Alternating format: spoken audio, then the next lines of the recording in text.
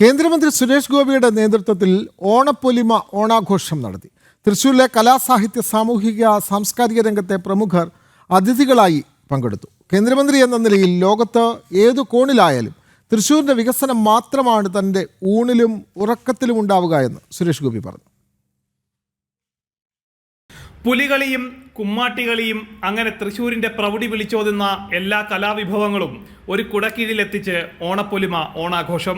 മത സാമുദായിക സാംസ്കാരിക കലാരംഗത്തെ പ്രമുഖർ വേദി പങ്കിട്ടതോടെ ഓണപ്പൊലിമയുടെ മാറ്റ് ഇരട്ടിയായി. തന്റെ ഓഫീസിന്റെ ബോർഡിൽ കരിയോയിൽ ഒഴിച്ചാലും അതിന് പിന്നിലുള്ള വികസനം തിളങ്ങി നിൽക്കുമെന്ന് കേന്ദ്രമന്ത്രി സുരേഷ് ഗോപി പറഞ്ഞു.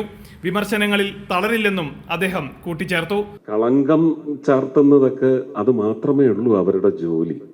അപ്പോൾ അതുകൊണ്ട് അവർ അത് അനസ്യൂതം മുടങ്ങാതെ ഇനിയും ചെയ്തുകൊണ്ടിരിക്കുക എന്ന് ആഹ്വാനം ചെയ്യാനേ എനിക്ക് അവരോട് സാധിക്കുകയുള്ളൂ. അതങ്ങനെ തുടർന്നോട്ടെ അല്ലേ. അതുകൊണ്ടൊന്നും ചെയ്തു വയ്ക്കുന്ന നന്മയുടെയും നല്ല കാര്യങ്ങളുടെയും ഉത്തരവാദിത്വം, ആ ഉത്തരവാദിത്വപൂർണമായ നന്മയും നല്ല കാര്യങ്ങളും ഒന്നും ആരും കരിയോയിൽ ഒഴിച്ചാലോ ഒന്നും മറച്ചു വെക്കാനൊക്കത്തില്ല.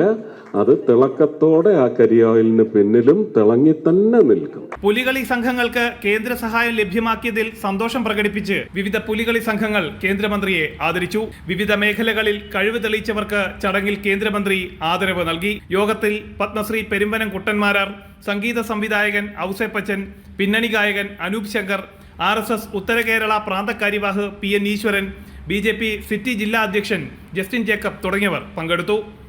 ജനം, തൃശൂർ.